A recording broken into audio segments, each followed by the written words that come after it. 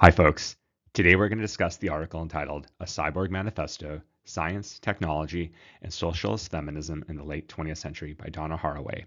This is an article that was published in 1985 and has been cited over 13,000 times. Also, as a part of this presentation, we're going to touch on the Companion Species Manifesto, Dog, People, and Significant Otherness, also by Donna Haraway. To understand Haraway's text, we're going to start with an example provided by the text titled Deep Learning. In this example is as follows. The world is tough to describe, so consider the following rule. All birds fly. The problem with this is that, sure, all birds fly, except for very young birds that have not yet learned to fly, sick or injured birds, those that have lost the ability to fly, and flightless species such as cassowaries, ostriches, and so on. The point of this is that hard and fast rules that describe the world are brittle and crack easily in the face of counterfactuals. So given that the world is tough to describe, what are some mindsets for life? One mindset might be a mindset of probabilities. And so again, quoting from the book Deep Learning, nearly all activities require some ability to reason in the presence of uncertainty. In fact, beyond mathematical statements that are true by definition, it is difficult to think of any proposition that's absolutely true or any event that is absolutely guaranteed to occur. Okay. What about a mindset of certainty?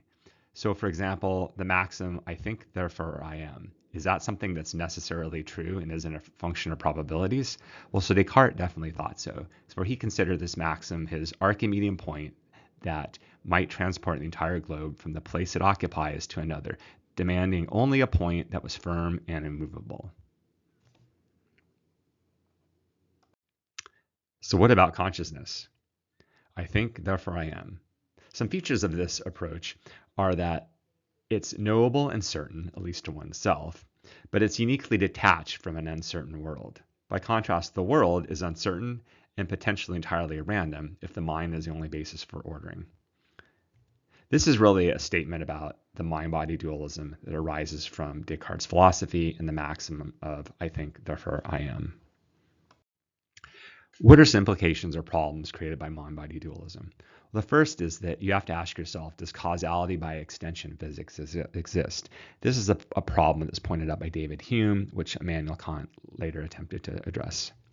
Further, is the world then merely what I say it is without reference to truth? If the world really is made up of one's mind, then this creates a problem of relativism. Ironically, it was relativism that Descartes was seeking to stop or address.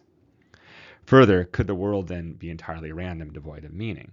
Namely, if your mind really makes up the world, then is there really any meaning in the world? Existentialists pointed this out, although for existentialists, there were some existential states which were certain, such as death, despair, etc. Further, can you ever really empathize with another person or animal if you believe that the basis for meaning is basically the consciousness? And for Descartes, animals were a little more than little mechanoids or what have you. And really what this goes to is that if you believe in the mind-body dualism, then in effect, the mind is locked in a box outside of the reach of reality, in fact.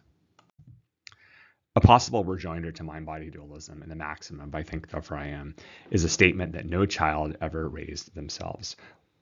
While this statement doesn't come from Haraway, it nicely sums up the importance of context as the basis for determining value and meaning. So specifically, meaning and value are derived from a context, and that language in particular is context dependent. Further, the mind-body dualism is little more than the taking of an abstract concept and attempting to treat it as a real thing. And this is an example of reification. Now, Haraway didn't come up with this critique of reification and some of these other points. Rather, other 20th century philosophers, for example, Heidegger, Alfred North Whitehead, the later Wittgenstein, all had a hand in this, amongst others. But the point here is that context is dispositive in determining value, as opposed to just an isolated mind detached from the world. With the foregoing as context, let's talk about a mindset of probabilities, in particular the Cyborg Manifesto. First, context is dispositive of value and meaning. So to quote Haraway, Cyborg imagery can help us express two crucial arguments in the essay. First, the production of universal totalizing theory is a major mistake that misses most of reality, probably always, but certainly now. The point here is that we are in the world, and abstractions in the form of universal theories treated as reality likely undermine the fact of being in the world and the fact that we are part of a context. A further aspect of the mindset of probabilities is that there are no dualisms. So to quote Haraway, chief among these troubling dualisms are the self-other, mind-body, culture-nature, male-female, civilized, primitive, reality appearing whole part, agent resources, and so on and so on. And she also states, one is too few, but two are too many. The point here is that history of philosophy is replete with attempts to basically address the problem of one thing versus a plurality of things. And basically Haraway is saying this whole debate of one versus many or what have you is in a sense an abstraction.